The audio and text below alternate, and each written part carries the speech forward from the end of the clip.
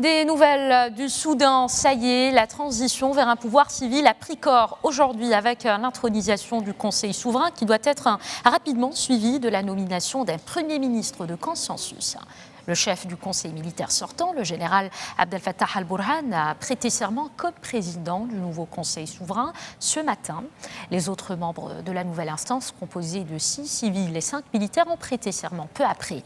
La formation de cette instance survient alors après des mois de manifestations réclamant un pouvoir civil sur fond de graves situations économiques. Les détails de la situation au Soudan, justement, avec Mrim Khamichi.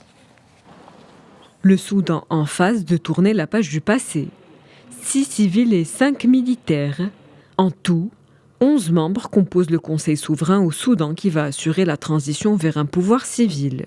Un conseil composé d'hommes et de femmes qui sera d'abord présidé pendant 21 mois par le général Abdel Fattah al-Burhan, l'actuel chef du Conseil militaire de transition. Un civil prendra ensuite la tête du Conseil souverain pour les 18 mois de transition restants. Selon les termes de l'accord de transition vers un pouvoir civil, il devra également former un gouvernement dont la composition sera annoncée le 28 août. L'objectif étant de redresser une économie essoufflée et de pacifier un pays marqué par plusieurs conflits internes. La signature de cet accord ouvre également une nouvelle page diplomatique pour le pays. L'une des premières conséquences de l'accord est la levée de la suspension du Soudan de l'Union africaine en juin. Il permet aussi de mettre fin à 8 mois de contestation. Toutefois, certains affirment que cet accord n'est pas suffisant pour contrecarrer le pouvoir des militaires. Pour le mouvement de la contestation, il est impératif que justice soit faite pour les 250 personnes mortes lors des manifestations, selon un comité des médecins.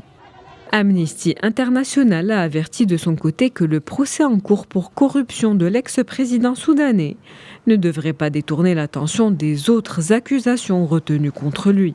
Après cette période de transition du Soudan vers un pouvoir civil qui devrait durer 3 ans, des élections démocratiques sont prévues en 2022.